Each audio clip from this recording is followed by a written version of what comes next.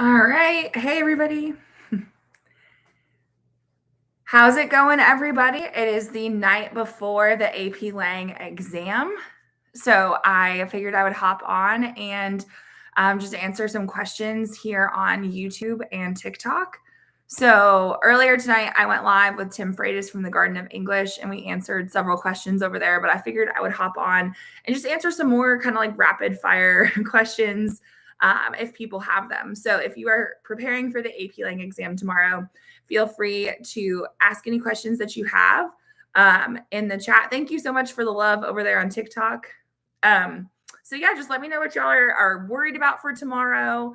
Can I grade your synthesis essay? I don't think I can right this second. But if you have questions about synthesis, I would be happy to answer that. Yes, the live will be posted over on YouTube. So after I end it, it usually takes, I don't know, like within an hour, I think it posts over there. So if now's not a convenient time to watch live, feel free to just check my channel later and it should be there. So yeah, and I'm hoping to be live for like, I don't know, usually at least an hour or so. So yeah. What if you cheated all school year? Well, hopefully you've got some natural ability to rely on. Okay, so let's see. I'm trying to answer questions from both. So, do we have any tips for MCQ? So, probably the biggest thing I would say is make sure you answer every question and don't get bogged down with a question that is. I'm going to move this TikTok over a little bit, so hopefully I'm not staring in two different places. Don't get bogged down with a question being super hard.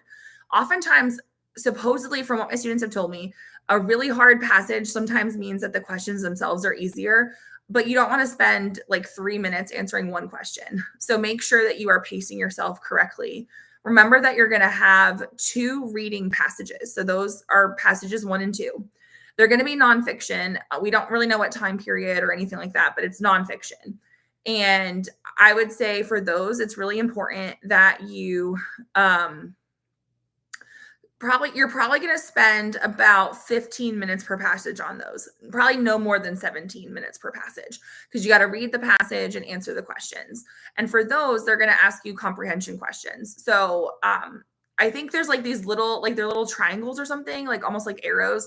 And if you click it, it highlights it in the passage. Sometimes I think it is already highlighted. So that's actually super helpful because it kind of brings you to the passage where the answer will be. Sometimes I do think you have to read the surrounding paragraph for context, though. Thank you so much for the gifts over on TikTok. I really appreciate that. So make sure that you are going back to the passage. That's probably one of the biggest mistakes that people make is they try to do it from memory. And you really do want to go back and confirm that it's in the passage because they do what we call lead distractors, or sometimes I call it like an answer trap.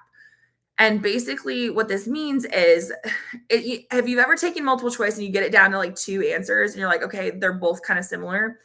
The best answer is the one that they're looking for. And so sometimes the answer trap is like, let's say they're asking you about paragraph 2. Well, the answer trap might be true, but it's really in paragraph 4. And so you want to make sure that you're going back to paragraph 2 if that's what the question is asking and actually reading paragraph 2 again. So that would be something to think about for MCQ. Be mindful of answers that have what we call an absolute. So absolutes are things like always, never, no one, everyone. There's probably more of them.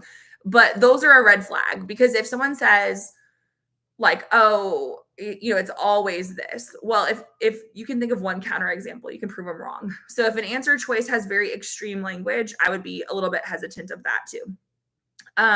Some other ways they make wrong answers. Sometimes a single word makes it wrong. So you want to read the answers very carefully, not to stress you out or anything, but just be mindful of the fact that you can use process of elimination and you should go back to the passage. Now, the writing MCQ, that's going to be passages 3, 4, and 5. The writing MCQ, it's going to say something like, this is a draft. And those are the ones where I think they're a little bit easier because they're shorter passages. You have between 5 and 8 questions per passage. So usually that takes like 7 to 10 minutes. It kind of depends. The time consuming part about those is that because you're kind of editing, you have to kind of go and plug the answer back into the sentence or kind of reread sentences a little bit. But in general, my students tell me that those are easier. Some of my students actually are going to start with those tomorrow because that's like their strong suit. And so they want to prioritize that, because remember that essentially it's like a game. You're trying to earn as many points as possible. So just kind of think about that tomorrow as well. So you have 1 hour for the 45 questions, put an answer for everything. Even if you're not sure, just guess and flag it and you can come back to it. Okay, that was some MCQ tips. Let's see. I know there's a ton of questions coming in, so I'll do my best to answer everything and kind of try to maybe pick one topic at a time and just give you all the tips I can give you. Okay, so let's talk about synthesis since that's Q1. You can write the essays in any order, by the way. I tend to recommend that students put their weakest essay last, or some of my students actually are going to, tomorrow, the first thing they're going to do is they're going to look at, okay, what are the prompts? Like, what am I being asked to write about? And then they're going to decide the order. Because, if there's one that they just don't connect with, they're going to put that one last. So have a strategy in mind. Remember that there's a timer. I thought it was like hours and then minutes, but apparently it's just minutes.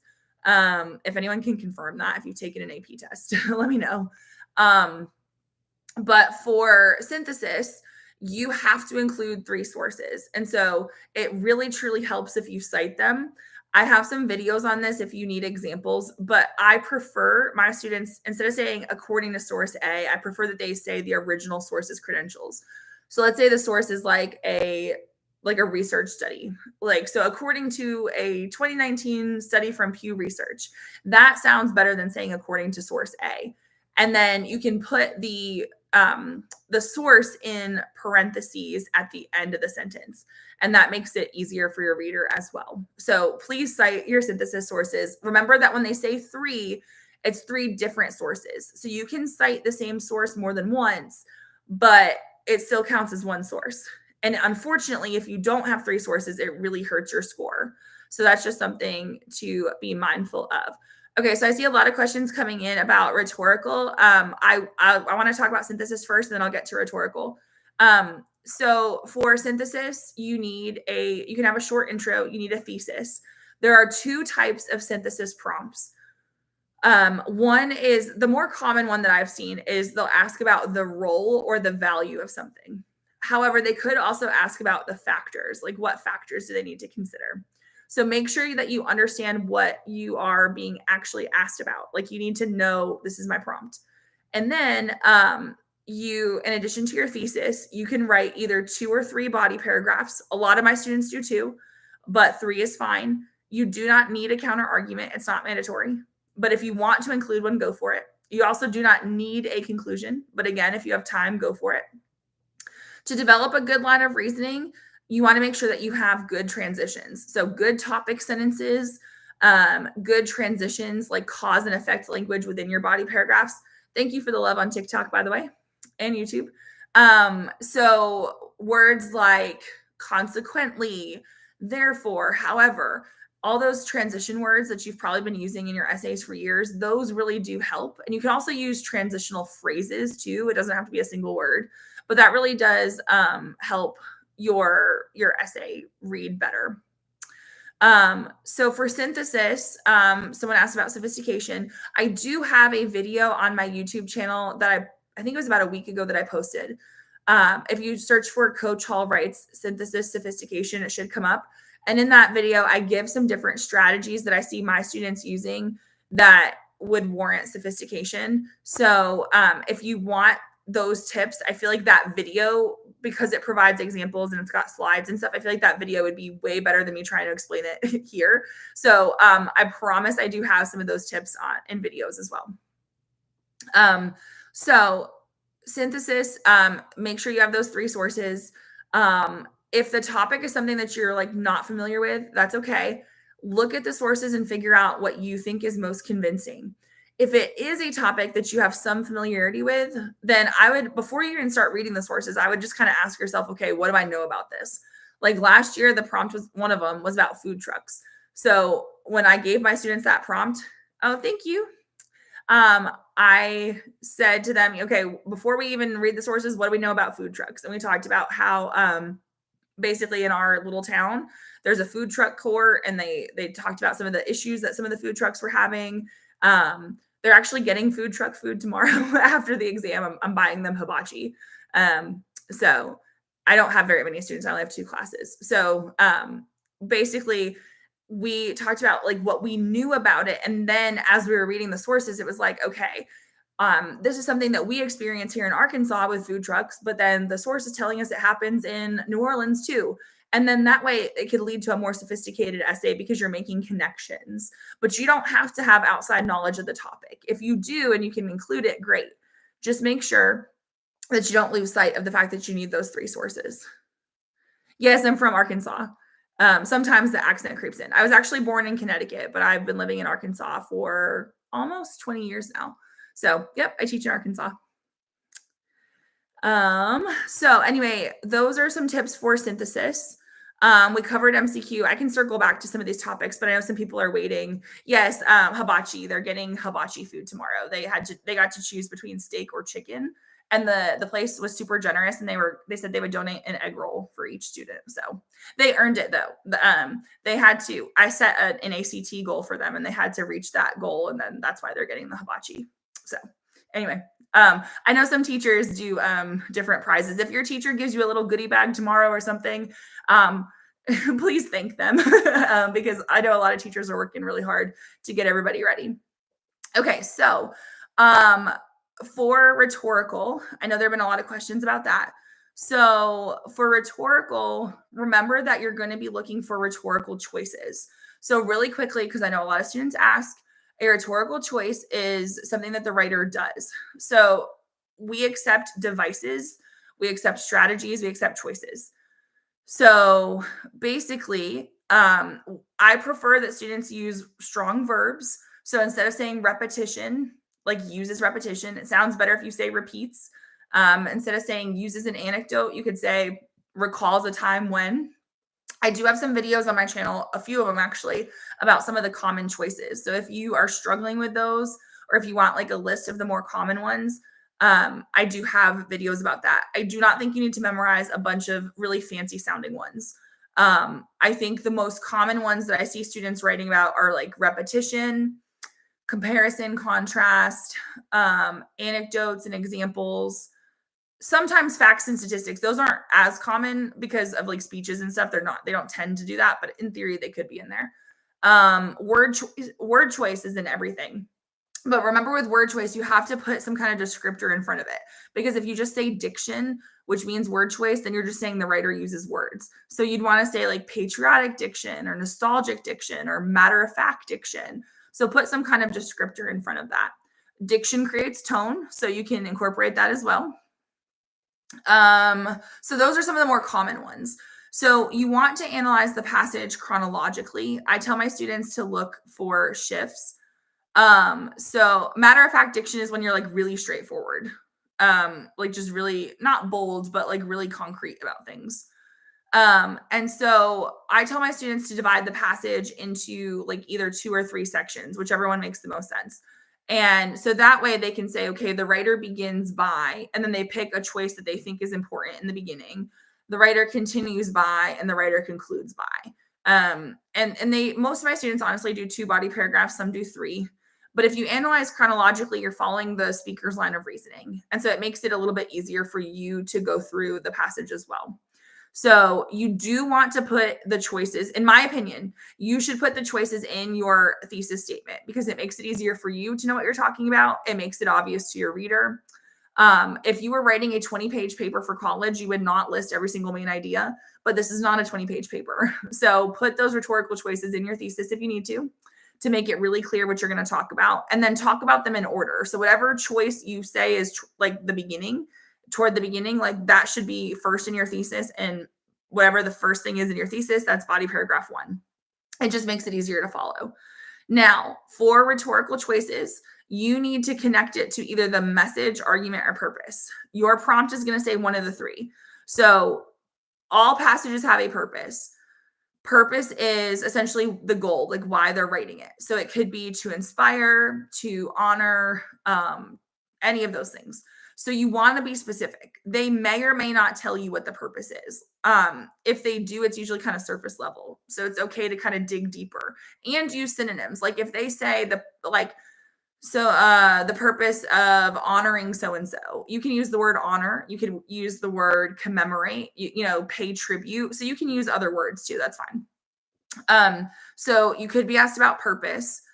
Message is like the overall takeaway or lesson. And so you could potentially be asked about that. And they might tell you the message, they might not. And same for argument. Argument is when they're trying to persuade.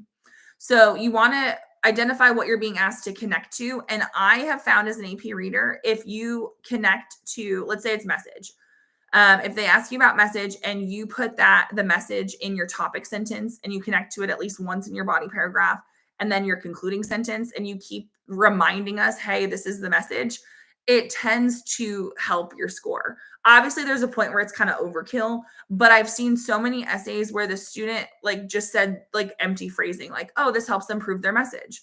Well, what is their message? You got to tell us exactly. So don't lose sight of that, because sometimes people get so focused on the rhetorical choices that they really don't consider their commentary of why the person is making that choice in the first place. So you want to connect it to the message, argument, or purpose. I tell my students to analyze keywords. And what I mean by that is in the quotes that you choose, there's probably going to be words that have a really strong connotation. I don't know, the word bravery or freedom, those kind of abstract terms. So, okay, why did they use the word freedom? What connotation does it have? What's the effect on the audience and things like that? So sometimes when students are like, oh, I never know what to say, look at the words in your quote, because the rubric talks about analyzing keywords and details. So really dig into why they're using those specific words that you've quoted. You could talk about how it connects to the speaker's values. Or the audience's values. That's something that, and it can be really simple. Given that she values equality, she says this, or she, whatever. Those are some little subtle things that can kind of help and show that you understand more about the rhetorical situation. If you need more help with this, I have 2 videos that I would recommend on my YouTube channel. One would be, it's called my best tip for rhetorical analysis, or my best tip for RA, something like that, where I talk about how to connect to the rhetorical situation and I show. Oh, thank you, Lucy, for the rose. I appreciate that. And then also, the other video I'd recommend is my rhetorical analysis sentence frames video, just because sentence frames are kind of like a sentence starter, and you can kind of plug in your own ideas, and some students do really well with that. They just need the idea to get started.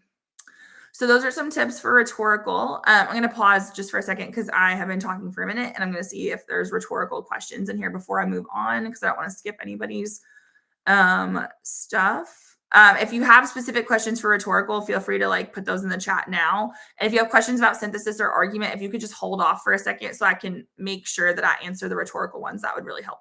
How do you analyze a rhetorical question? So when a speaker poses a question, you have to decide, because there's different types of questions. So are they asking it and then answering it themselves?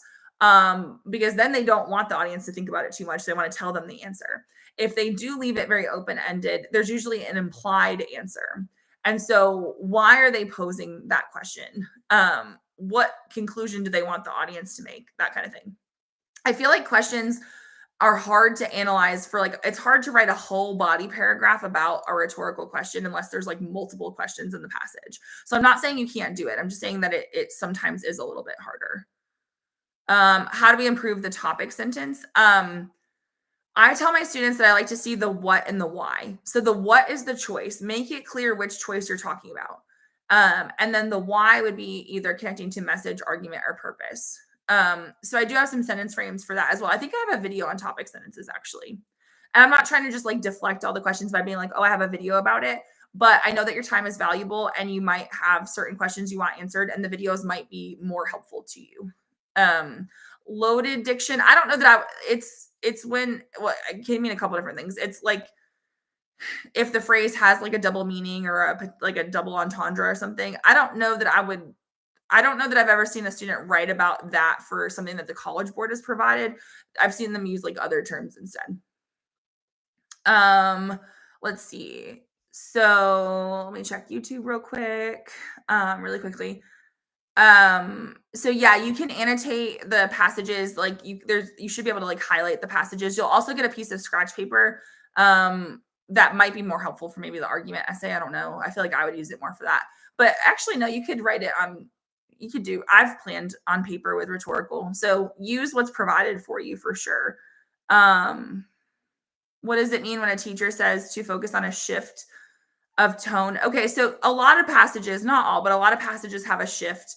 And so sometimes it's the topic that's shifting or like the choice that they're making is shifting. And sometimes it is a tone shift. So like maybe they start nostalgic and then they shift to something else. So you can kind of focus on the choice that's making that tone and point out the shift. Um, so yeah, how do I not summarize? So specifically for rhetorical, you don't want to focus too much. You do need to tell us what they said, but sometimes students focus way too much on what they said when really we need you to tell us very concisely what they said.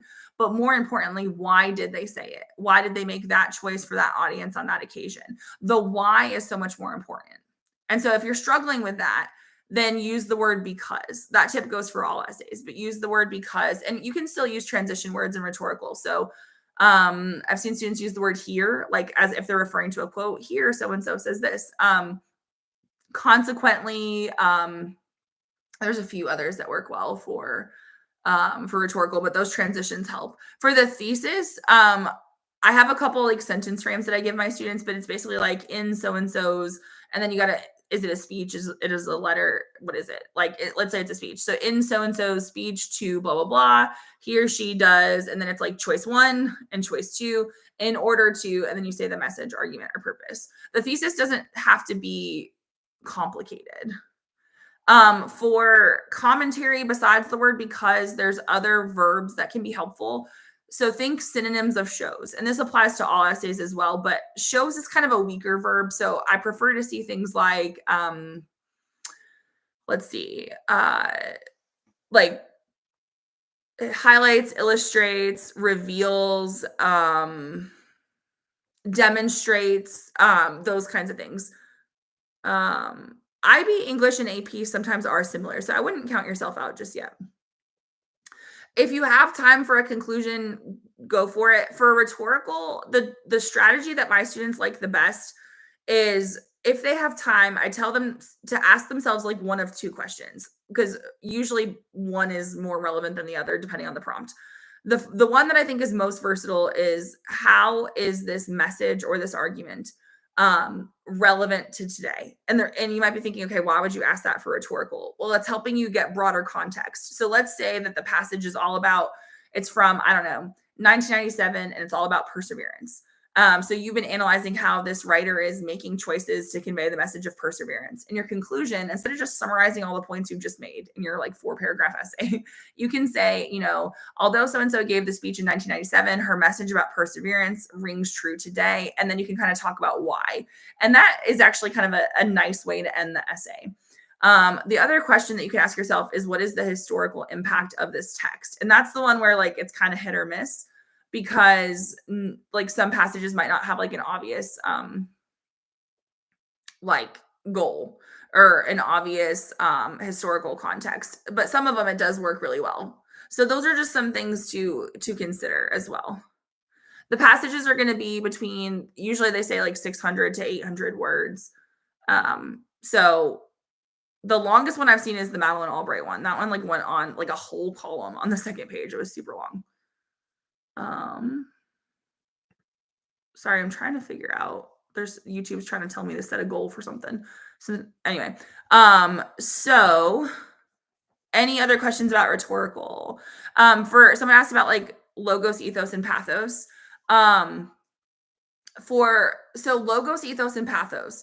First of all, try to use the English terms. So try to say logic, and for emotion, please tell us which emotion. Don't just say like they appeal to pathos or they appeal to emotion, because that doesn't actually tell us anything. Because you can mean nostalgia, but how do I know you don't mean fear? Like, don't assume that we know. Tell us the emotion.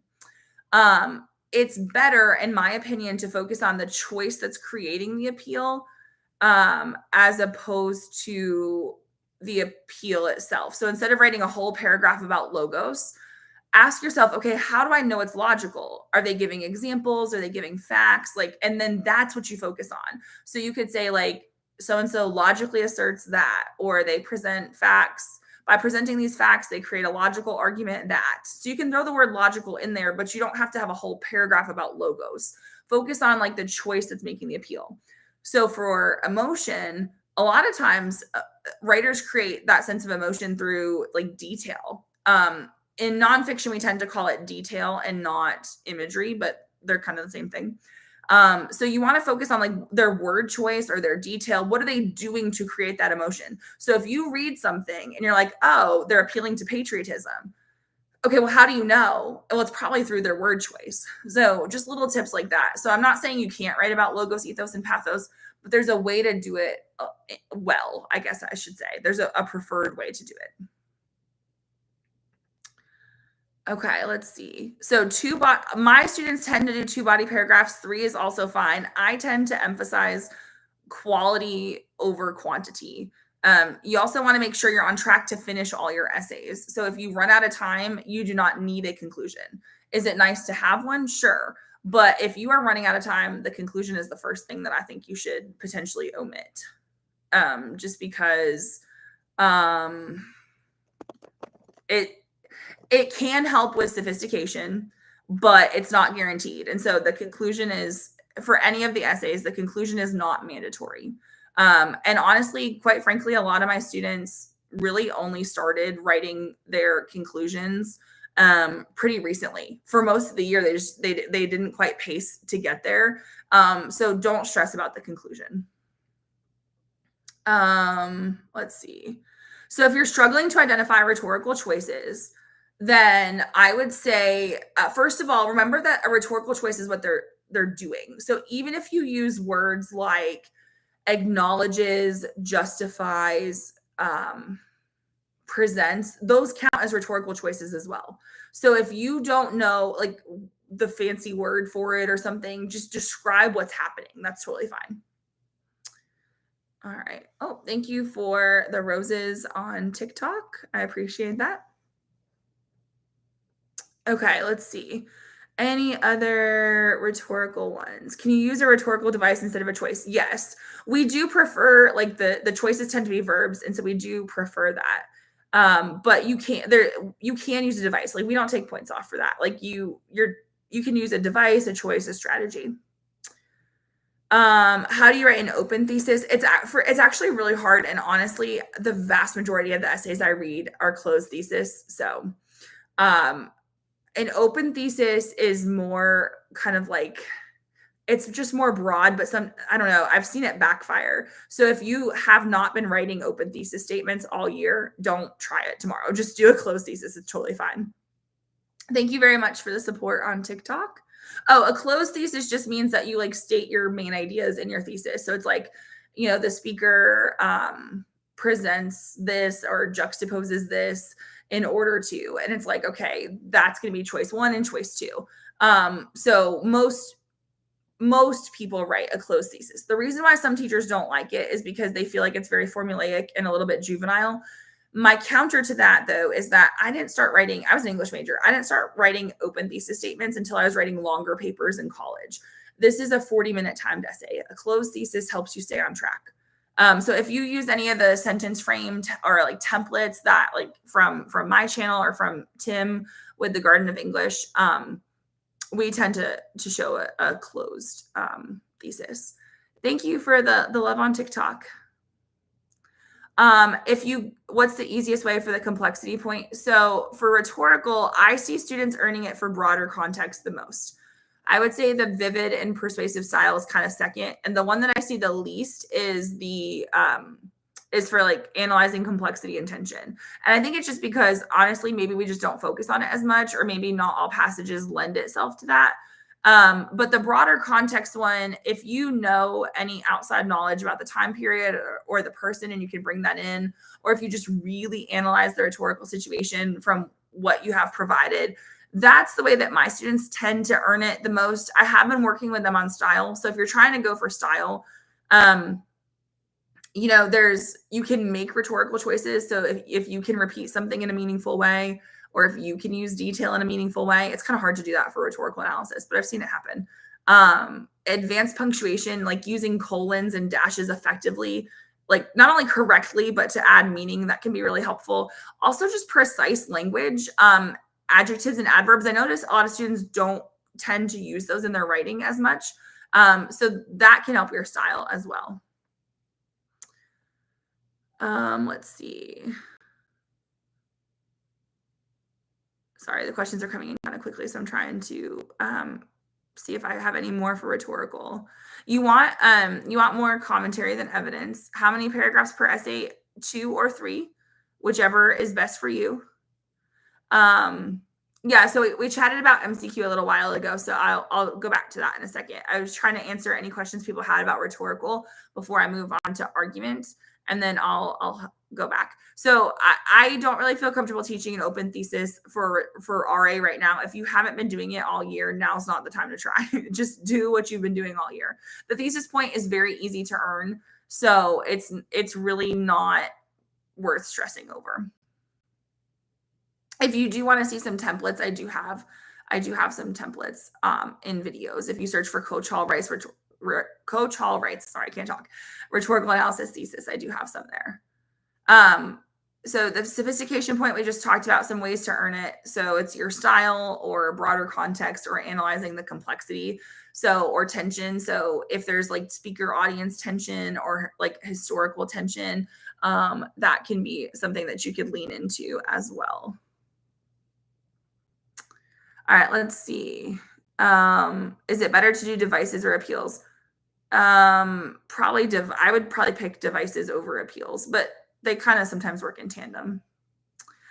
The most common ones for if you can't think of a choice to write about or can't find one, repetition is pretty common, comparison, contrast, word choice is always there. And word choice leads to tone. So you can kind of analyze those two things together. I wouldn't do one paragraph about word choice and one about tone. I would analyze them together. Let's see. Anecdotes are kind of common. Examples. Just ask yourself, what are they doing?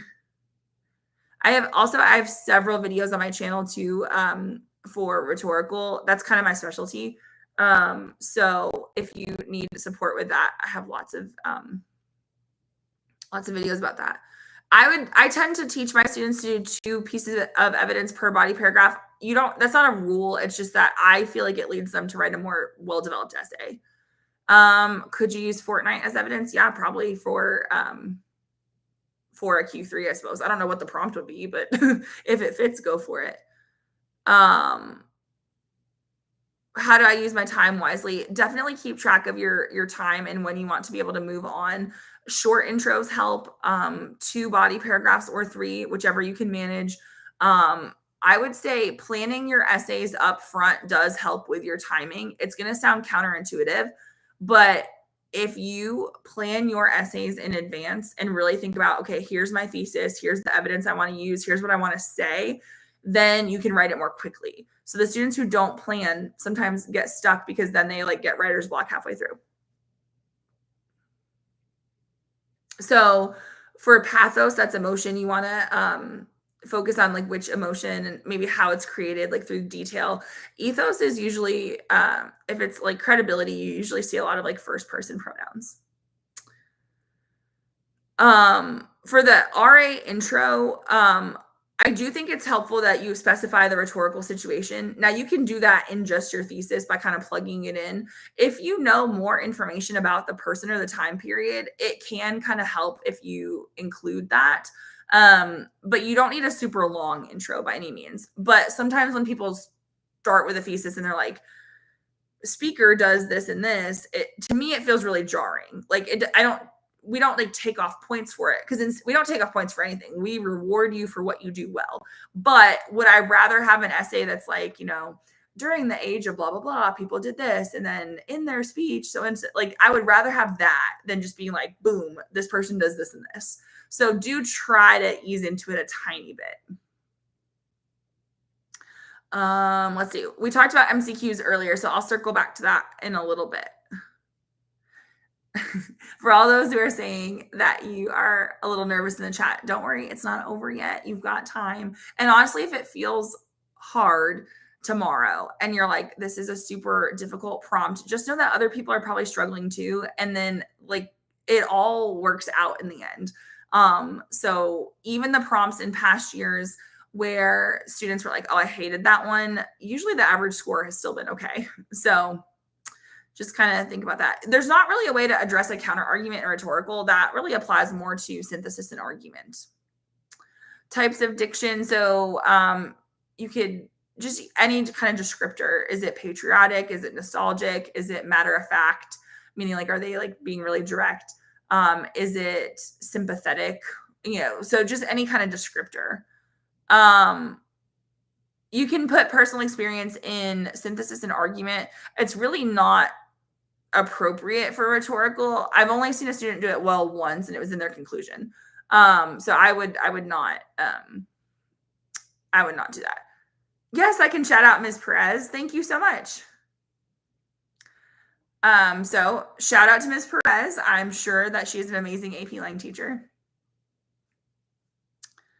Let's see. Is it okay to use definition? Yeah. So if the person is defining something, then yes, you can use that as a rhetorical choice. That one's not super common, but I have seen it happen before. So for rhetorical, a good thesis must have the choices, and then ideally the message, argument, or purpose as well. But in order to be defensible, you need those rhetorical choices in there, and there needs to be at least 2 because in the rubric it's plural. So most people do like 2 or 3. All right, let's see.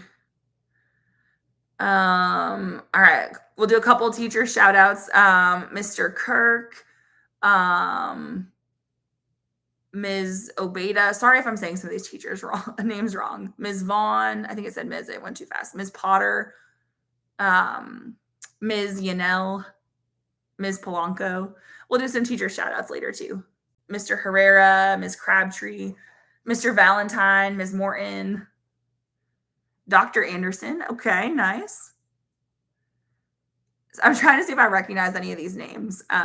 If any of you are from Tennessee and you have Miss Kirk, she's a good friend of mine. If you are from New Jersey and you have Miss Cuzzo, she's a good friend of mine. I know a lot of AP Lang teachers, so it's nice to kind of see some of their names in the chat. Ms. Brewer. Okay, so we've been talking about rhetorical. Let's switch gears a little bit to argument, and then we'll circle back to the other ones that like other questions that we might have missed or people might have been not been here for. Argument. Some people think argument's the hardest. I used to think it was. I still kind of do because it's very open-ended. So for argument, one of the things that you got to remember is that you need specific evidence. So evidence can be from current events, history, outside knowledge, like, I don't know, music, it could be sports. I saw someone on TikTok say something about like, I hope I can write about baseball. Like you go for it if it fits the prompt. It could be personal experience. You are allowed to write about that. So you want to make sure that you are choosing specific evidence. Don't assume that the reader is going to know about it. So even if it's somebody super famous, like George Washington, you still need to kind of tell us what information we're supposed to know about him. And then if it is something that's super niche, I actually kind of really like those essays when it's like the student clearly has some like really niche knowledge. I feel like those are interesting to read. Just make sure that you're providing enough background. So usually for evidence, you might need like 3 sentences to kind of describe it. And then you want the commentary to explain why it's important. Thank you so much, Dan. I appreciate the shout out on TikTok.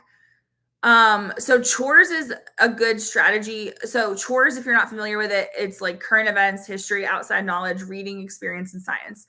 Some of you might have been more familiar with Hugo. We have a bunch of acronyms, to be honest with you.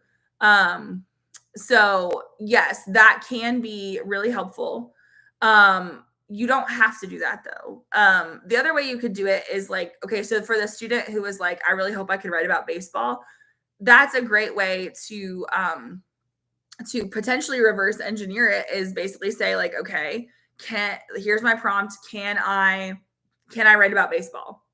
Now you might not be able to, but if you know that you're really good at writing about a certain topic, see if that topic will fit in some way. Thank you, Susie. All right, so what questions do we have about argument? I will go back to multiple choice and synthesis and rhetorical later, but I'm trying to make sure I hit on everything. So let me know what questions you have about argument. Okay, so someone said I struggle with misunderstanding the prompt. My hope is that they will make it like a super clear topic, but just take a second to kind of ask yourself, okay, what are they asking? Because sometimes the quote might be a little confusing or things like that. So just take a second to really just ask yourself, what am I supposed to write about? The conclusion paragraph is not required.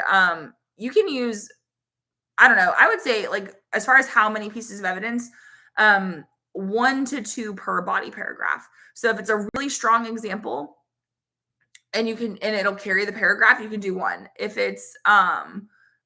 you have like 2 that pair well together, you can do 2. That's fine.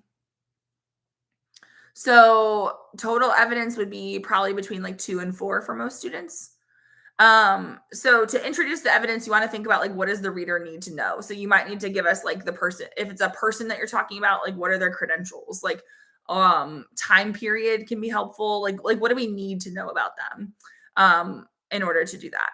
For commentary, first of all, the word because is super helpful. I think one of the downfalls that people have with argument is they know why they chose the evidence, but they don't actually specify that. And so tomorrow, when you're writing your argument essay, make sure it's really clear how the evidence proves your thesis. So literally think about, why did I choose this example? And you can even say, I know it's not the fanciest way to write it, but you could say like, whatever, so and so proves that, and then whatever the prompt is, because, and really make sure you're connecting back to the prompt.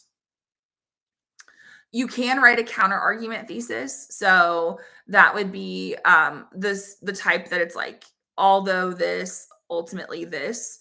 If you do that, you do not have to address the counter argument. So a counter argument is nice, but it's not mandatory. So just something to think about there. Yes. Thank you for whoever's putting notes in the chat. I appreciate that. Yes, you can use fiction as evidence. Just be careful that you're not doing like too much of a book summary. That's one of the downsides to fiction, is sometimes there's like too much to explain. But I have seen students use books that I know they read in class, like The Great Gatsby, Into the Wild. Trying to think of what else I've seen them use a lot of. So I read essays years ago about like the Hunger Games as evidence. And so you could really do anything.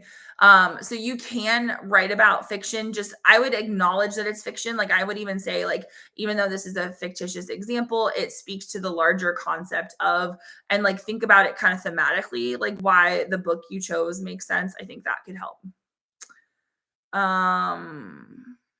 Can we ignore the intro paragraph and just write the thesis? Yeah, technically, if you just have a thesis and not a full intro, that's fine. And some people do that, and that's totally okay.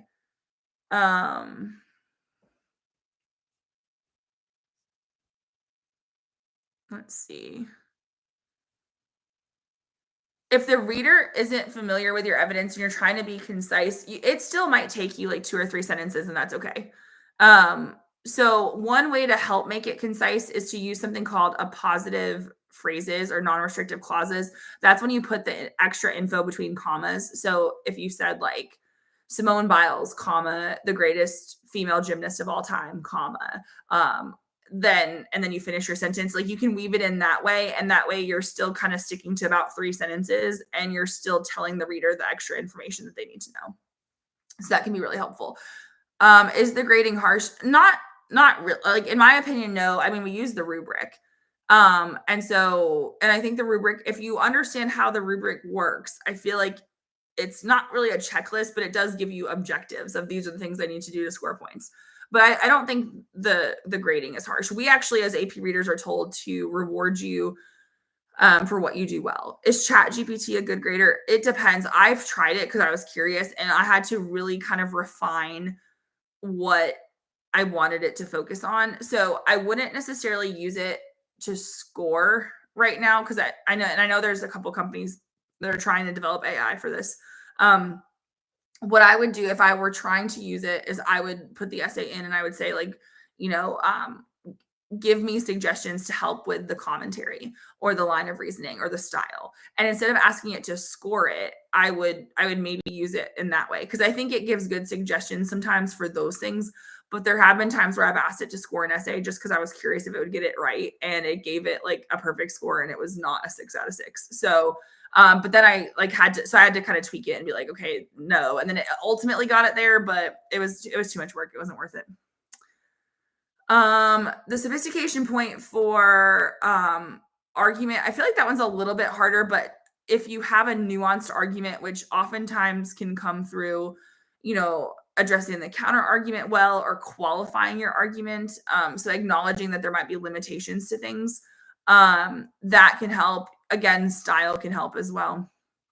And then they say broader context, which I find kind of interesting for argument because you're coming up with your own evidence, so broader context is a little bit harder. But if you are finding evidence from like different categories, like if you're doing like a real world example and a personal one, and it's well executed, in theory, that could be that broader context. All right, let's see. Any other questions for argument? I'll go back to, I know there's questions in there about rhetorical and synthesis and MCQ. If we could just hold off on those for just a quick second, because the chat is going kind of quickly, which I appreciate the engagement. Thank you so much. But if you could just ask argument questions right now so I can make sure I'm answering those for people, I'll go back to the other ones as well. I just know that some people have been waiting and I want to make sure that they get a fair chance. Someone said, what if you blink out on evidence? That is kind of tricky. Try not to do hypotheticals or to make stuff up, but like go with what you think is most persuasive. Um, and I would say sometimes if you take a little bit more time to plan, sometimes one idea will lead to another, and then it can help.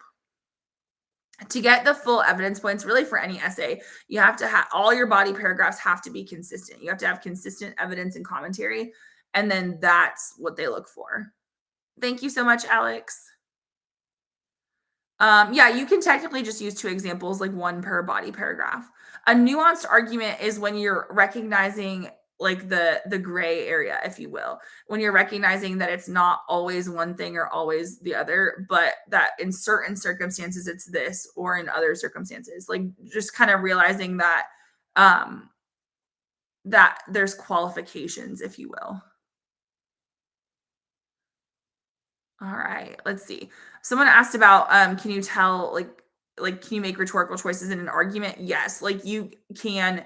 If you are talking about personal experience, technically you're writing an anecdote. So for an anecdote, use detail because that can make it more engaging. So you can use repetition and things. I feel like argument is probably one of the ones that's easier to make those rhetorical choices for style, like sophisticated style.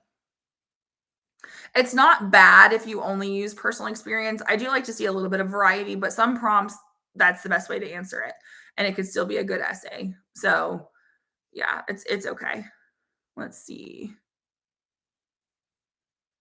Um, how to jot down a quick outline. I tell my students to do like basically like write their thesis and main idea, and then like, okay, so like main idea one is this, and then evidence, and you just write down like the person's name or whatever. You don't have to write a lot, but any commentary that you have ideas for, I would write down some notes because I was in, I guess it was grad school, and I was taking a standardized test, and I was reading a passage, and I was like, oh, I have this great idea. I'll write about this, and I was like, I'll remember it later. And then the time came to remember the idea, and I was like, what was that idea? And I like panicked. And so it ended up being okay. I still wrote a decent essay, but if you have an idea in the moment, write it down. And what I did the next time I had to take a test is I had an idea. And so whatever the idea was, I wrote it down on my paper and I put a big star by it on my scratch paper. And so I knew when I got to that point in the essay, just look for the star. And so if you have ideas for things as you're planning, don't trust yourself because you're going to be stressed out. Don't trust yourself to remember, write it down. And you can type your notes in the platform as well. And most people delete them, but if you accidentally submit it with your notes in there, like it's fine. Like we don't take off points if your notes are there. It's totally fine. The how long does a counter argument have to be? There's not like a minimum. Some people like to make a whole paragraph about it and they put it like toward the end of their essay. And I think the reason why a lot of people put it toward the end is because if they can't get to it, they can cut it and the rest of the essay is still good. A lot of my students like to kind of weave their counter argument into their existing body paragraphs. And so there's not really like a set length for a counter argument. Let's see. All right. I know it's getting late for some of you. So if you're on East Coast, you might need to be going to bed soon. West Coast, you still have some time though. You don't need a hook you don't need a hook for any of them. I feel like hooks are sometimes hard to come up with. If you have a good hook, go for it. The AP readers don't fact check. So we're not allowed to, like, and there's not really time to, because we don't really spend that long with each essay. So like, yeah, just for whatever that's worth. No, we don't fact check. Wishing a 5 for everyone. Yes. Shout out to Mr. Miller. All right, let's see. Okay, I'm trying to pay attention to both TikTok and YouTube. What if you misinterpret the prompt? You can still score a 120 even if you misinterpret it. So like, don't freak out if you realize you misinterpret it, because you still can score points. I've also seen people potentially misinterpret it and it really wasn't as bad as they thought. We were able to make it work. Thank you, Alex. I appreciate that. How do I transition to a personal experience? So it kind of depends on if it's going in the same paragraph or not. But for transitions, for argument, one that I like to use is something to the effect of like, okay, let's say you have a historical example and then you're going to like a personal example. You could say something like, whatever the topic is not just limited to history or to whatever you were talking about for history. On a personal level, da da da da da. And that way you're acknowledging like, hey, we're going from this big, broad concept to a more personal one. So you can use phrases like on a personal level, and that kind of thing. And that would work totally fine. Let's see. Okay, so can you use the word I in an argument? Yes, you can use the word I if you are writing about personal experience. We don't want you to say like I think or I believe or in my opinion, because that's not needed. Like, that's when we say don't use first person, that's more of what we're talking about. You are allowed to write about personal experience though. Common mistakes when quoting. So for the other essays, because you don't really quote an argument, a lot of times students don't embed it, and they like, that's one that's kind of frustrating, or they just choose these huge quotes and they really need shorter ones. Okay, so any final questions for argument specifically? And then can you say studies show that? In an argument, yes, I guess so, because you might not know the specific ones. All right, hold on. I got to go back up. Ford had a question. How do I establish a line of reasoning in an argument essay? All right. Thank you so much for I think it's called a super chat. So thank you for that. So line of reasoning in an argument essay. It's going to start with your thesis. You want a clear position that definitely answers the prompt. Then your topic sentences need to be very clear, and they should be aligned with your thesis. Another way to really help your line of reasoning is to ask yourself, what is the most logical order for my main ideas and my evidence? Because in theory, a good argument essay, I know this is going to sound kind of weird, but if I were to take your essay, I know it's usually like 4 paragraphs, but go with me on this. If I were to take your essay and I were to cut it up into like paragraphs, it should be like a puzzle, and I should be able to put it back together the right way every time. Because if you have good transitions, I should know exactly where it goes, and there shouldn't be more than one way to do it. So sometimes the weaker essays, really you could switch the body paragraphs around and it wouldn't matter. So really think about the argument essay as, what is the most important or the most compelling evidence or the most compelling main idea, and putting that first. and really, really using those transition words, that helps tremendously with your line of reasoning. And then another component of the line of reasoning is your commentary. So you want to make sure that you are fully proving how that example proves your thesis. So, like, why did you choose that evidence in the first place? What does it show? And that's where I think a lot of people get kind of surface level with it. They'll be like, and this shows the value of blah, blah, blah. Okay, but why and how and so what? So a lot of times the commentary falls flat because students like take the, let's say the prompt is, I don't know, the value of exploring the unknown. Well, then they'll say, okay, and this shows the value of exploring the unknown, but then they don't say how or why. So use the word because. That really does help. So anyway, thank you, Ford, for that. I hope that answered your question. But yeah, transition words are like underutilized in some sense. Okay, let's see.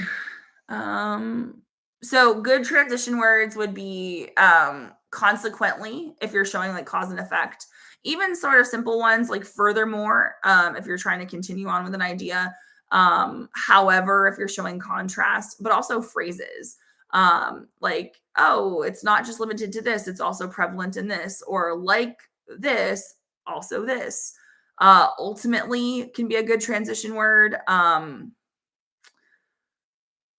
have a tutoring student who uses unequivocally and which is kind of like saying without a doubt. That one stands out to me. All right, let's see. Lou, I hope I'm saying your name right. Let's see. Can you use slightly made up evidence? Yes. Like, so yes. So we're not going to fact check. So like, for instance, let's say that for whatever reason you want to tell us about a time where you broke your leg. We're not going to go Facebook stalk you. We're not going to call your parents. We're not going to look, we're not going to fact check like did you break your leg and learn resilience from that experience. So I would say just make sure it's plausible and believable, but yes, like you can technically make stuff up and we won't know. Now, especially with personal experience. Now, if we're talking about like real life things, like let's say you can't remember someone's name, I wouldn't necessarily make up their name, but I would try to cover it in a different way. Like I would maybe say, I don't know, um, like let's say you can't remember Marie Curie, but you're like, okay, a prominent French female chemist did this. Like that to me, that's fine. So if you could describe it in other ways, like if you forget a year, can you okay, maybe you don't remember, like we went to the moon in 1969. Let's say you can't remember it's 1969, but you want to talk about it anyway.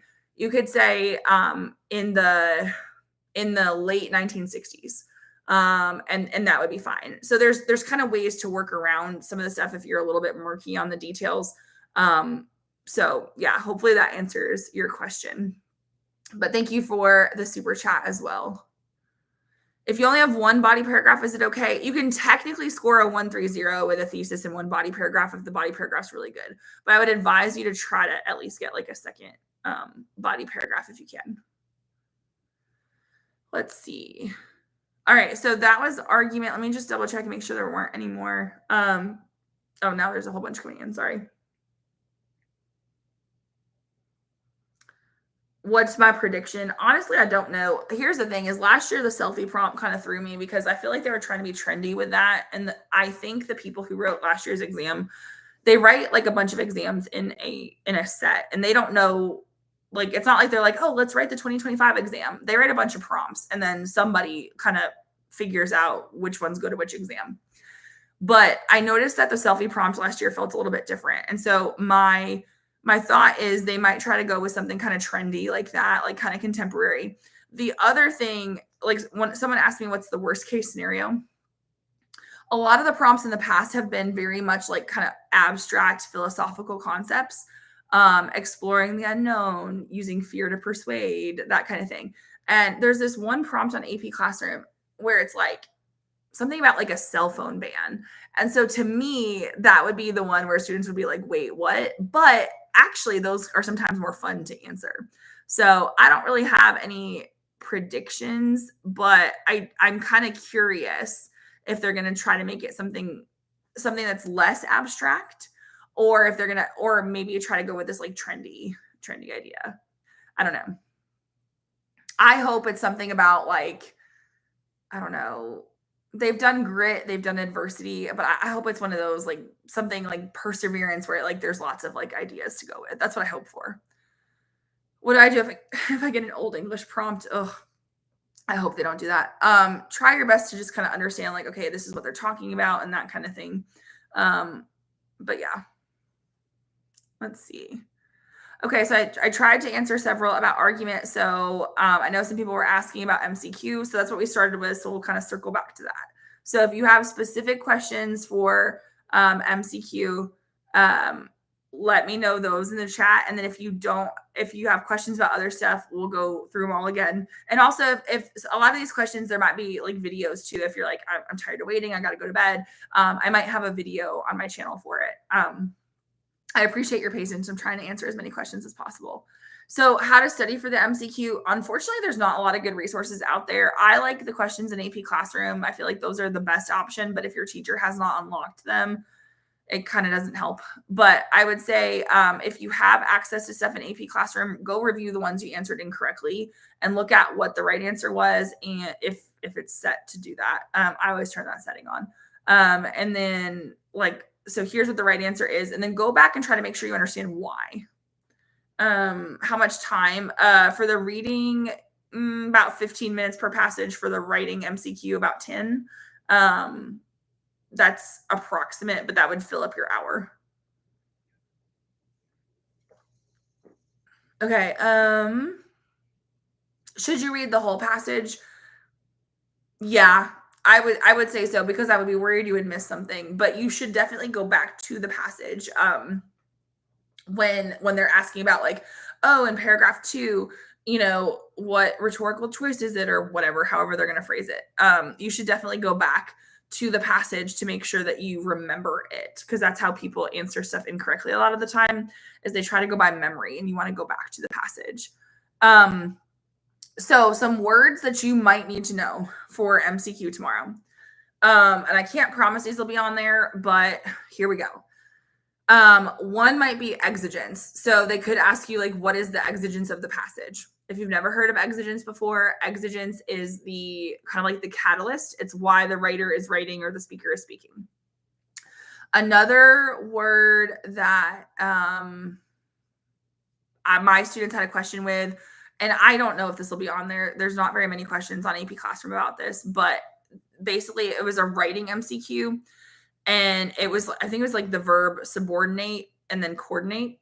And for their specific question, they were supposed to choose coordinate, but a lot of them chose subordinate because they couldn't remember the difference. So on the off chance, the very, very minute chance that you have a question about this tomorrow, subordinate, the verb, is like subordinating conjunctions. And so that's when you're kind of putting one part above another, which would be like the word although. So if they ask you something about subordinating and it has although, that's one of the words that's subordinating. I think since would also count.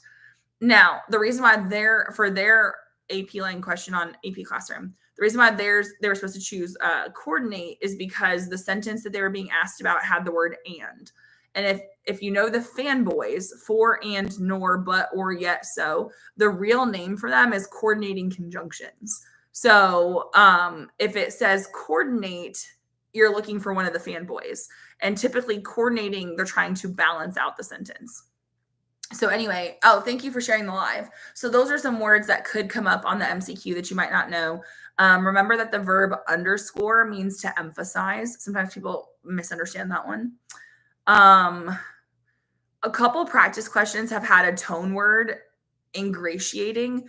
And I honestly haven't seen it be the right answer, but like, it doesn't mean it never will be. But ingratiating actually means excessive praise. And so if you get a tone question, remember that tone is the speaker's attitude toward the subject. So how they make incorrect ones for this is they might have the right subject, but the wrong tone.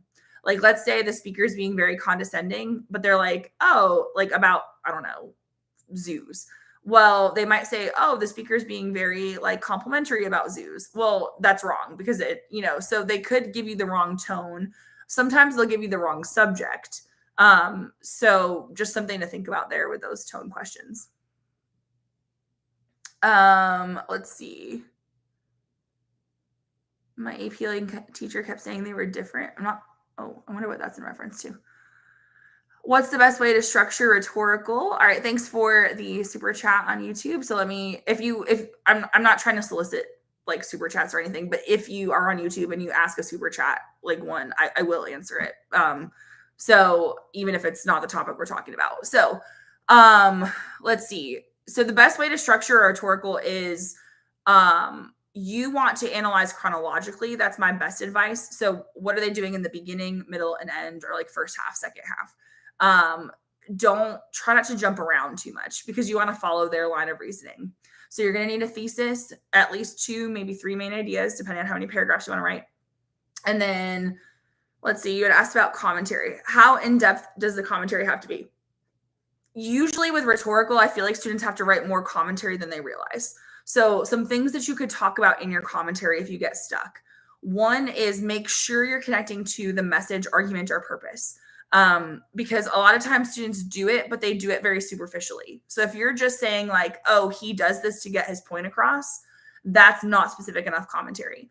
So what is his point and why is he trying to get the point across? So ask yourself, like, how does this affect the audience? Like, why is this relevant to them if it's a speech or a letter?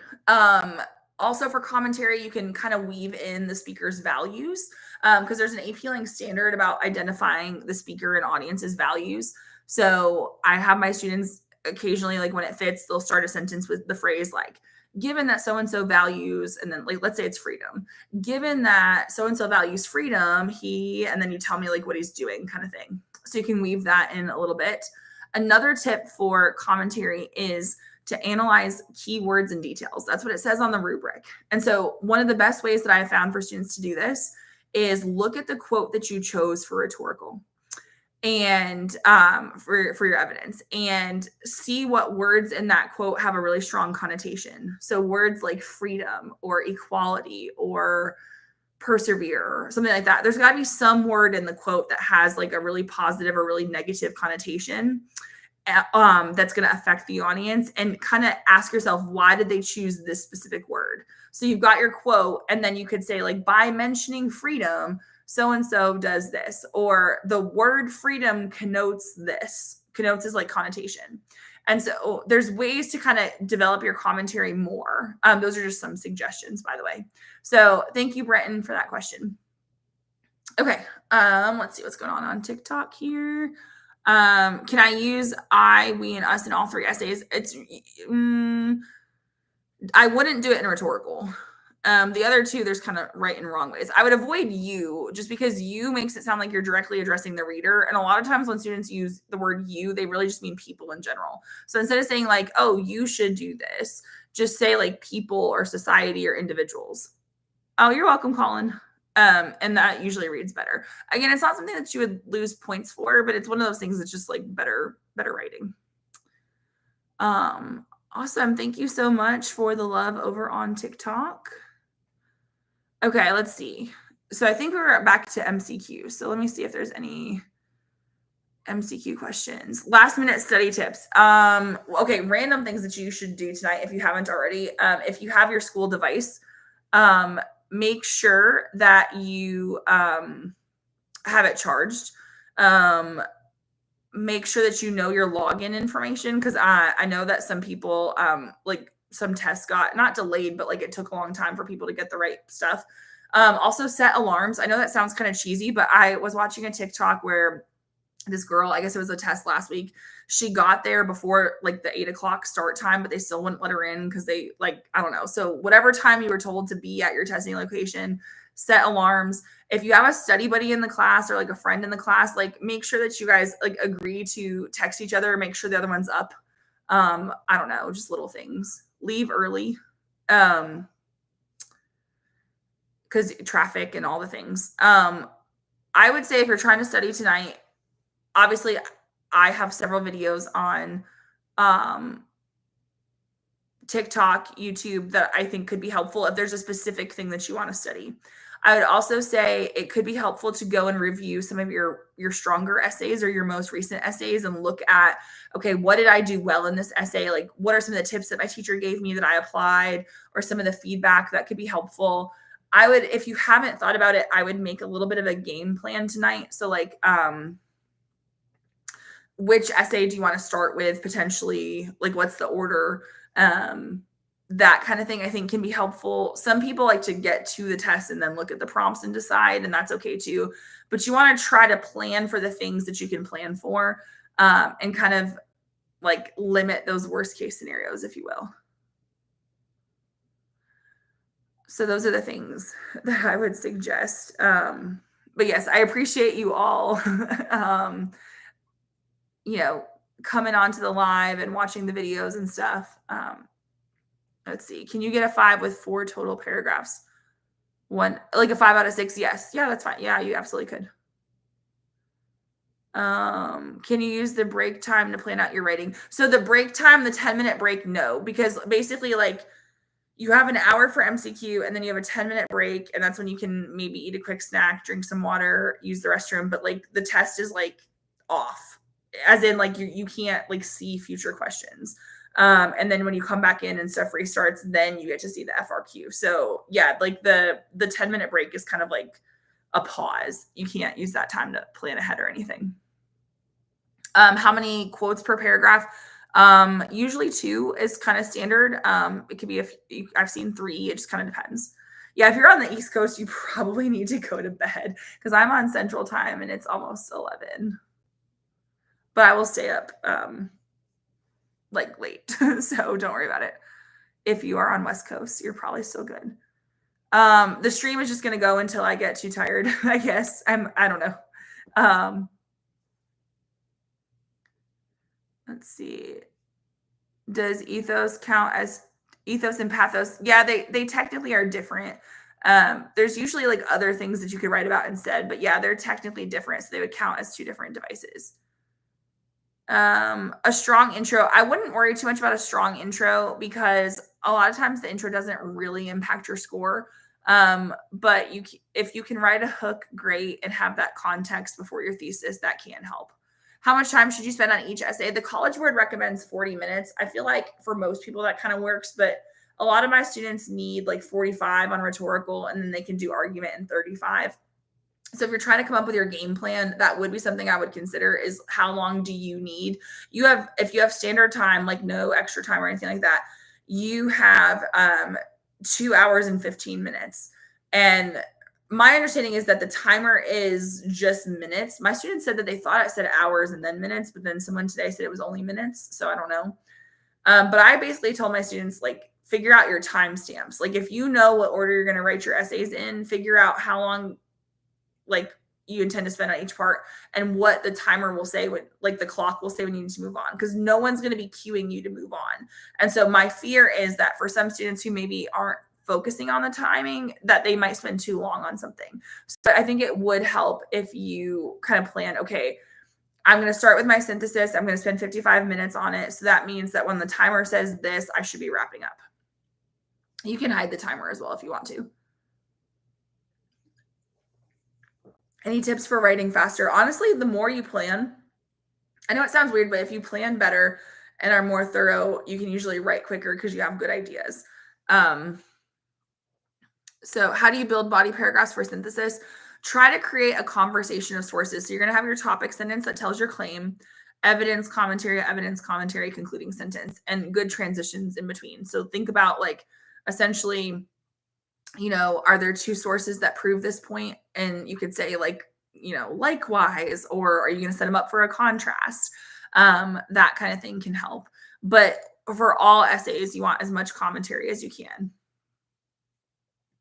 How many quotes per rhetorical analysis paragraph? Oh, I tend to see 2. Or sometimes it's short and it can be like 3. So whoops. Oh, my computer's glitching. Hold on one second. Oh, shout out to one of my tutoring students who's watching live. I won't say their name because I don't know if they want to be identified, but they just sent me a message that they're watching. So I'm glad you're here. and that person is an amazing writer. So I'm very excited. What if you're a slower typer? I don't really know how to solve that, but um just do the best you can. Also, like for what it's worth, spelling and grammar, I know it says on there that you need to worry about it, but if you're typing quickly and you're making spelling mistakes, like it happens. So don't worry about that. I mean, obviously try. What if I'm quick but inaccurate? Yeah, it happens. Here's the thing is like teachers make typos too. Like I make typos. So it's like, I don't know, to me, it doesn't matter. Now, I will say someone asked about spell check. I was told that if you have Grammarly installed, it won't let you access Blue Book or something. I don't know. I don't think any of our students have it to the best of my knowledge. But it came up in one of our meetings about like if you have Grammarly, it has to be uninstalled. So if that applies to you, just FYI. Do you have to explicitly state the rhetorical devices in the thesis? It helps if you do. It really does help if you do. How do you analyze your evidence for which essay? Because it kind of depends for which essay. Do you need a counterclaim for synthesis? No, you don't. It's not mandatory. It can help you, but it's not mandatory. Counterclaims are not mandatory for any of them. For synthesis, how do you analyze your evidence for synthesis? Okay, so think about what the quote is showing and why it matters. So if it's a statistic, what does that statistic show us and why is it relevant? If it is, I'm trying to think of what other evidence it could be. If it's like a real world example, whether it was because it was successful or a failure, then talk about like what the example shows, like and why it matters. So really when you're choosing evidence, ask yourself, okay, wait, why did I choose this? And then if you think about why you chose it and why it was convincing, then you could kind of put that into your commentary. All right, let's see. Sorry, the chat is going super quickly. Can we use the synthesis docs for your argument? You can. It's rare that they line up. Like honestly, a lot of times they don't line up. But the the year that it was the wind farm prompt and then overrated as the essay, there were people who wrote about how wind farms were overrated, which I just found kind of funny. But yeah, normally they don't like align. And also it's not wrong, but it's like we know what you're doing. Like we know what all the prompts are. All right, so we got a super chat here. For argument or synthesis, do we just use 3 topic sentences about our beliefs on the prompt and explain how the evidence connects? How do you include your own voice? Okay, that's a great question. So I think one of the ways to include your own voice is actually through the commentary and by kind of putting your interpretation of the evidence in there. Another thing to consider for, especially for like synthesis, I guess, would be if it is a topic that you have outside knowledge about. So, like the food trucks prompt, presumably you've seen a food truck, maybe you've eaten at one. I tell my students, okay, if you know about the topic, just kind of think, okay, what do I know? Just jot down some notes because they've asked about STEM, they've asked about cursive, they've asked about libraries. Like you all know about those things. But then there's also the ones where it's like vertical farming and it's like, what is that? So if you have outside experience or knowledge about the topic, you can weave that in and that also adds a little bit of voice. So for instance, my students pretty recently did the food truck prompt and one of the sources was talking about competition for like the brick and mortar restaurants. And so one of the factors to consider was like the location of where the food truck is going to be so that it doesn't compete with brick and mortar restaurants. Well, I teach in I suppose it's actually kind of a big town for Arkansas, but it feels small. And apparently I didn't know this because I don't follow the happenings of the town. I live in the town next door.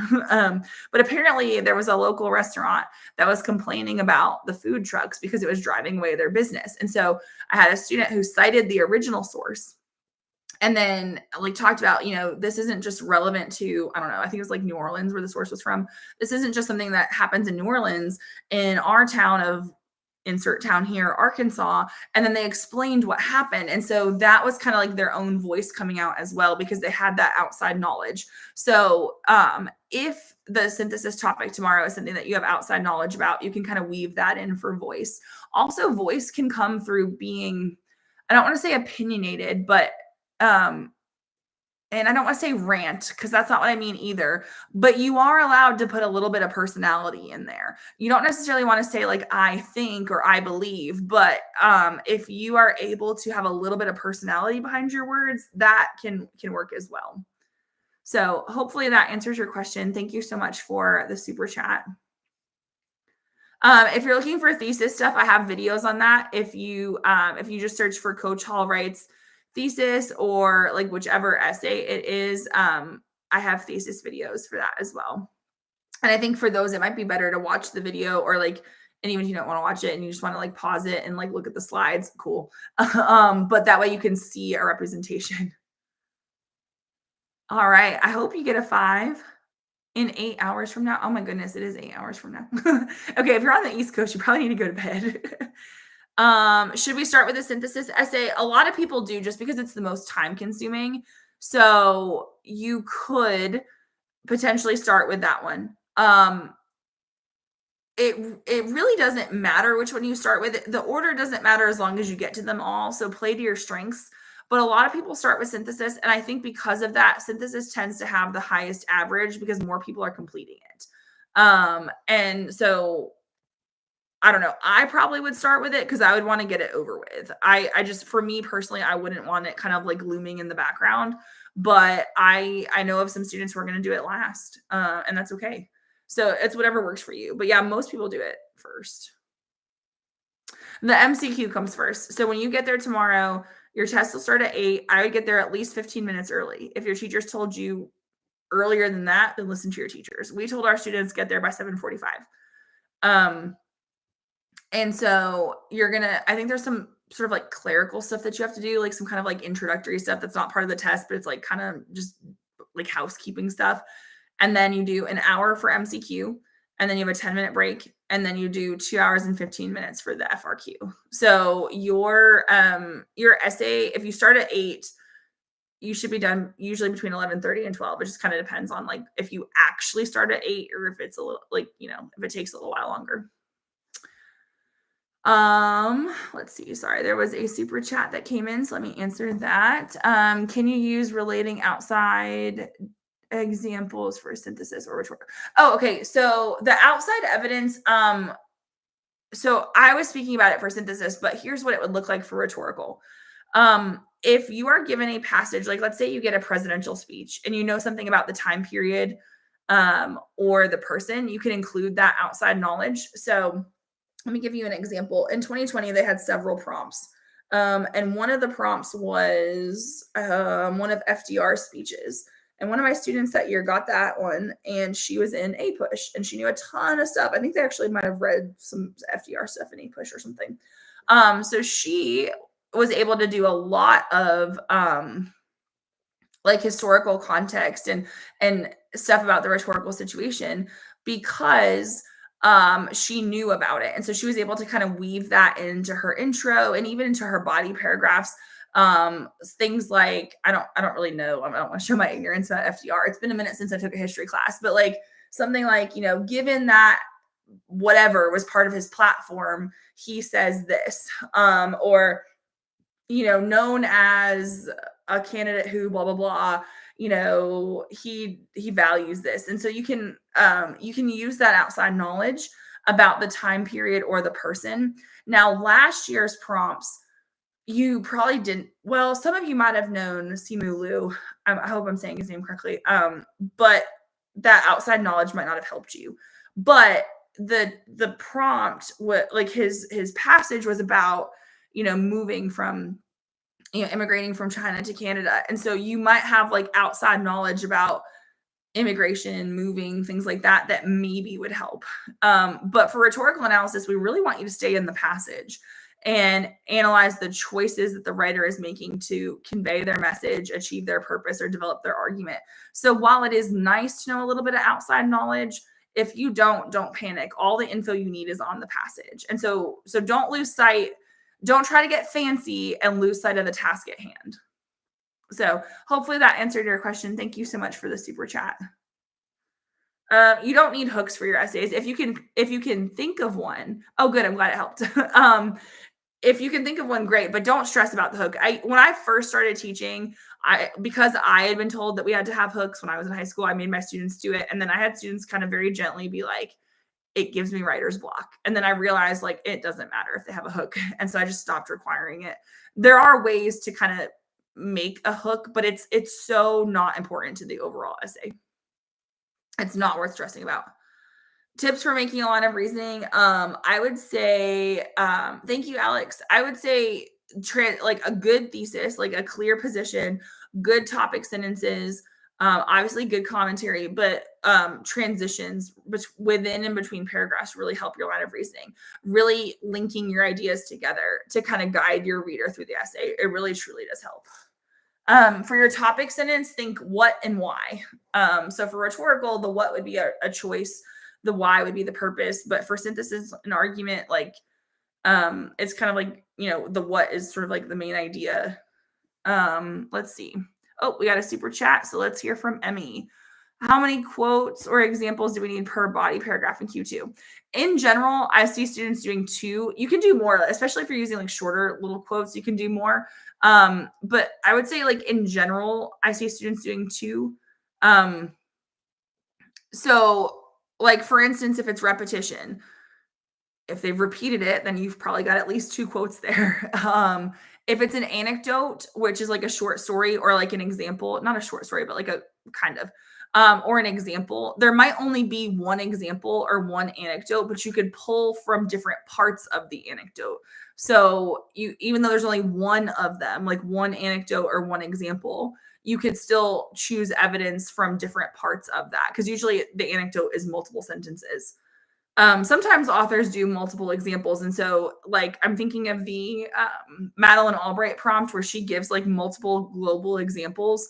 You could talk about one example and analyze it, and then talk about another example that she uses and analyze it. So, yeah, I would say 2, but like just know that that's not a rule. Sometimes people do more and they kind of weave it in. You can weave quotes in different ways. Um, so yeah, so that's how many quotes or like evidence I would say is the average I see is 2 per paragraph. Let's see. Sorry, my neck is starting to get tight. So if I keep moving my head funny, I'm just trying to stretch. Let's see. Yes, sleep is very important. Can we say diction or do we need no, well you can, but you want to put a like a descriptor in front of it because if you just say diction, you're just saying that the writer uses words. So put a describer in front of it, like patriotic, nostalgic, matter of fact. Even like I've seen students do like harsh and like yeah, that works too. So like maybe like critical diction if they're being like critical of something. So yeah, those kinds of things help as well. A lot of tone words can actually be used to describe the diction if that helps you at all. Is an intro and conclusion important to get a 5? Not necessarily. Like it can be done without it. Because you don't. The other question we sometimes get is, do you need to get a 6 out of 6 to earn a 5? No, you don't have to get a perfect score on your essays to earn a 5. It's really kind of about like the amount of points that you've earned. There's like cut scores. So like the whole exam is essentially worth 100 points. And so they have like, if you get between this many points and this many points, it's a 5 and so on. Let's see. What are the important rhetorical strategies to remember for tomorrow? I would say the most common ones would probably be repetition, comparison, contrast, anecdotes, diction, and how it creates tone. There's always the appeals, but I prefer that students write about choices and not the appeals. So facts, statistics, details, which is kind of like imagery. Those are the ones that are probably most common. And I do have some videos about that on my channel if you want like more examples or like a list of some of the more common ones. I can't promise that they'll be on there, but if you don't see a rhetorical choice, ask yourself what are they doing? And if you could use verbs like acknowledges, presents, justifies, challenges, those all count too. So if I see like a student say something like, "Oh, so and so challenges the notion that," like that's a choice. That's what they're doing. So it's fine. Let's see. So Mm, hold on. Someone said something about missing class. When you miss class for apes and now you're I don't know if that is that one of my students? I think anyway, I don't want to call attention to it if it is because I don't want but yeah. Uh I two very lovely students, at least two are missing my class today because of apes, and I'm hoping that the apes exam went well. Some of y'all have like really full testing schedules. So after Friday, y'all need a break. Apes was lit. Or light. Maybe it said light. Apes was light. Well, I hope it went well. Let's see. Let's get some YouTube questions over here. How should the essays be structured? So most students write an intro, and usually it's kind of a quick intro, 2 to 3 body paragraphs. The conclusion is encouraged but not mandatory. All right, we got another one over here. Thank you. So a super chat, 2 bodies with 1 evidence each. Fine for all FRQs. Okay, is 2 bodies with 1 evidence each. Honestly, I would say 2 body paragraphs is fine. Yes, I would push it to 2 evidence. Well, okay, hold on. It depends on which one you're talking about here. So let me go through each. Synthesis, in a perfect world, I would like to see topic sentence, evidence, commentary, concluding sentence. I would like to see a couple quotes per body paragraph for synthesis. It could be from 1 source, it could be from 2. I like to see the 2 sources because it creates that conversation. So for synthesis, I would not necessarily do 1 evidence. I would do like a couple quotes. For rhetorical, again, I tend to prefer a couple quotes. For argument, yes, you could technically have 1 example per body paragraph. So, or you could put 2 examples together in 1 body paragraph if they relate. So for argument, 1 evidence could work per body paragraph. But for the other essays, I tend to prefer 2 pieces of evidence. So thank you for your super chat. All right, thank you for sharing the live and for the roses. I'm sorry if I haven't shouted you out for a rose on TikTok, I apologize. Just know it is greatly appreciated. Tips for compressing your writing. That's interesting. So a lot of times, like one of the things that it's kind of hard for you to like remember to do this or learn to do this before the exam, but one of the things that students sometimes do is they'll say things in 2 sentences that really could be 1. And so a lot of times the fix for that is like essentially doing like a comma and an ing verb. So instead of like saying you've got a sentence and then it's like this suggests that, that's fine. But if you just at the end of the first sentence, if you just do comma suggesting that it tends to make a better sentence some of the time. So compressing your writing, that's the first thing that comes to mind, is kind of combining those sentences. Also kind of cutting the unnecessary words and fluff kind of stuff. But again, that's kind of hard to do on a timed essay, so I wouldn't stress about that too much before tomorrow. Let's see. Shout out to Ms. Brown. She's retiring. Okay, very nice. I hope she enjoys her retirement. It sounds like she's a great teacher who's put a lot of time in. So I want to ask something about like to what extent, I think, probably for the argument prompts. Let me see. So if you get a prompt that's like, to what extent is so-and-so's claim valid? The wording of that is sometimes odd, but you can say so-and-so's claim is valid to a great extent. You could say that it's valid to like is somewhat valid. So you can use those kinds of words for the to what extent ones if you need to. Yes, please remain calm for testing. Do you treat argument prompt quotes like synthesis evidence? I don't know if I understand what you mean by that, so I don't want to mislead you. When I see an argument prompt quote, it's usually just to like I guess what you're asking is like, are you supposed to quote the quote? It kind of depends on how they phrase it, but like in general, no, you don't have to. It used to be that you really didn't need to, because they'd be like, here's this quote, and then like write an essay about the topic of the quote, and it was fine. So you didn't need to rewrite the quote or reference it. But then lately they've been doing a lot of like to what extent is so-and-so's claim valid? And so for those, I've been seeing a lot of students referencing the quote or the person's name, but it's not mandatory.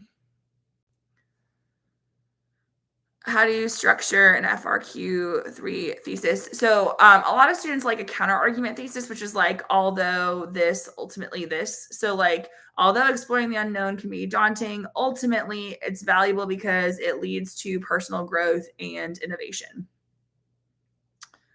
What benefits do I get if I get a passing score? It could lead to college credit depending on where you go. Bragging rights. But most people are concerned with the college credit.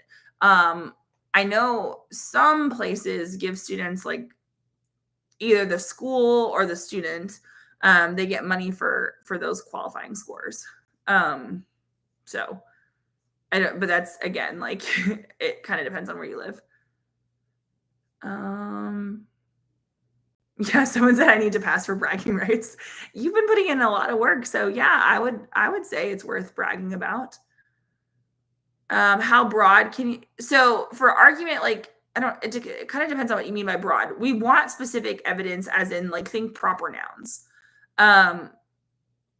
So you don't want like generalizations. So in general, I would say the more specific for argument, the more specific, the better. Broad evidence tends not to work. Let's see. How do you fix fragmented sentences? Trying to make sure that you have like a subject, a verb, and an object usually. I don't know.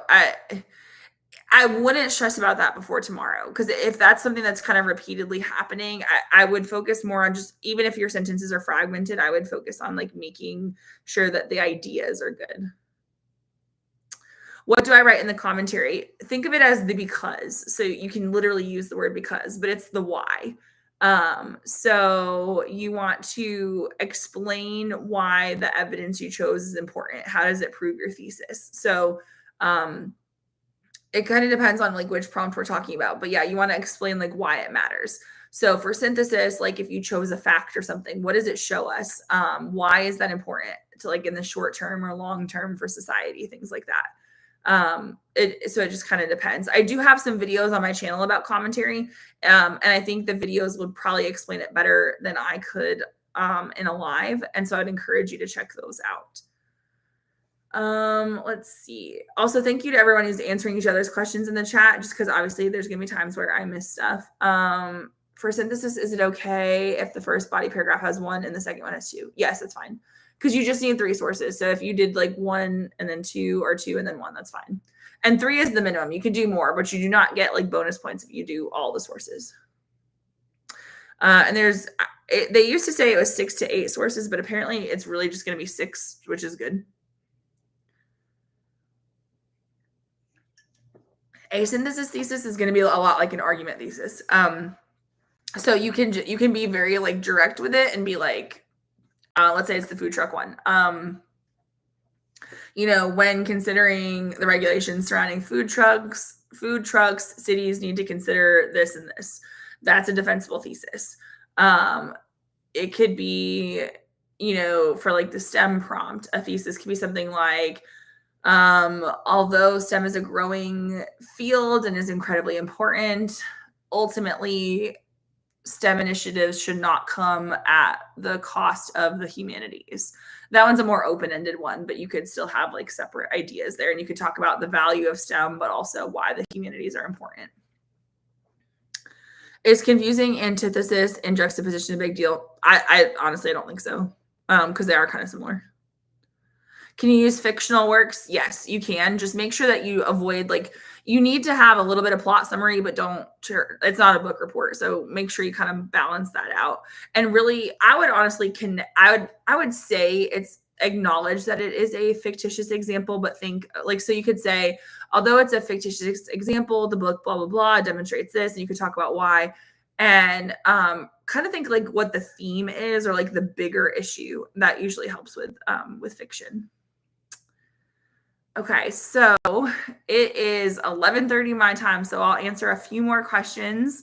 And then I think I'm gonna take a little break, but I will be trying to respond to comments on TikTok and YouTube. And also like please feel free to use my channel to cram as well. So I'll take a few questions from TikTok and a few from YouTube, and we'll kind of close it out for tonight. I'm gonna try to pick questions that I haven't already answered. So let's see. See you tomorrow for hibachi. Yes. Okay. So I know who you are. You are one of mine and you are amazing. So, yes, I will see you for hibachi. It must be weird that your teacher pops up on your For You page. What if you forget rhetorical devices? Ask yourself what the writer is doing and kind of work from there. So, if you can describe it and give us a good verb, that's fine. If the argument is a political issue, how do you remain unbiased? Okay, so it's not that you have to be like unbiased. Just I'm trying to think of how to explain this.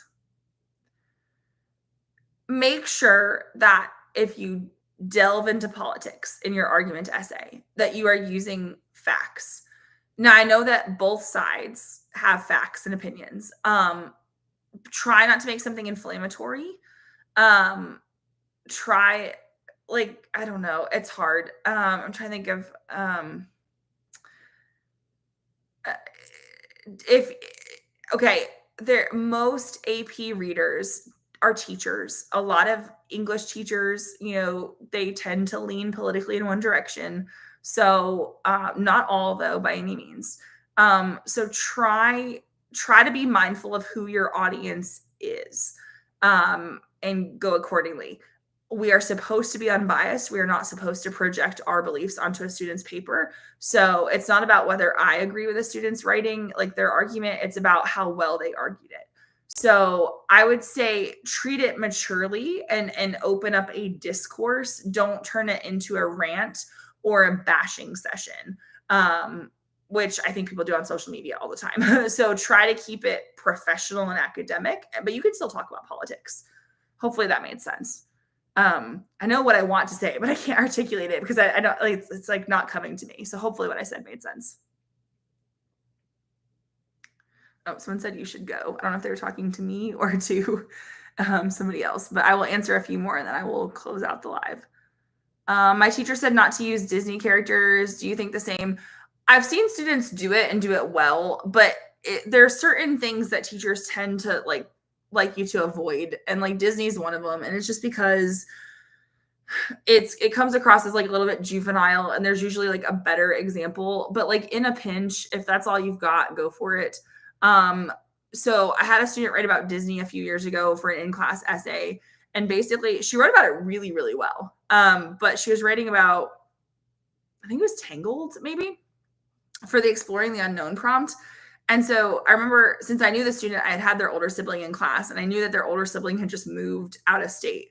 And I was like, what you wrote about Tangled sounds a whole lot like the real life thing that happened with your sibling. And they were like, oh. So if you're tempted to write about Disney, before you do, just ask yourself, is there a real world example that I can write about instead? And if Disney is your niche, go for it. I would, however, concede that it's so I would say, like, although it's not a super academic example, the Disney movie, blah, blah, blah, demonstrates the theme of whatever. And I feel like a lot of times with fiction, if you just admit that it's fiction, I feel like that goes a long way. What current events would be good? That depends on what you're interested in. So, I don't know what the prompt would be, but like a couple weeks ago, my FYP on TikTok was all about the draft, the NFL draft, and a certain person not being picked and stuff like that. So I feel like I don't know. I feel like I knew at the time enough random knowledge about that, even though I don't really follow football, and I could have written about that. I'm trying to think of what else is current. So it doesn't have to be like, I think when people hear current events, they think like politics and like fancy stuff, but it can be basic things in current events. I don't know. If you all have ideas, put them in the chat. Yeah, yeah, sure, Sanders. So like, I don't know. It doesn't have to be something like fancy. I feel like, I don't know, because like that whole the NFL draft was a potentially a really rich topic to write about depending on the prompt. So, so it doesn't have to be something super fancy. The Pope, yeah, the Pope's another one. There's a lot going on with that. So just basic things that you maybe have seen and so on. If you're stuck on synthesis, I do have some videos on my channel that would hopefully be able to help. Yeah, the ice bucket challenge could potentially work as well for a current event. Again, it depends on the prompt. All right, let's see. 2 more questions and then I will close it out. Let me try to find one that I haven't answered yet. Do you have anything to avoid for the RA essays? The biggest mistakes I see students making are like being really superficial with their commentary, like saying, oh, he does this to get his point across, but they never say what the point is or why. Or like with repetition, students will say things like, oh, he does this for emphasis. And, so like, what are they trying to emphasize and why? So really for a rhetorical, I think the biggest thing is that students, it's like you're halfway there, but you don't like actually explain the why. That's the part that's usually missing. Let's see. Thank you so much. All right, let's see. Yeah, so if you want commentary help, search for Coach Hall Writes Commentary, especially for rhetorical analysis. I have a couple of videos about that.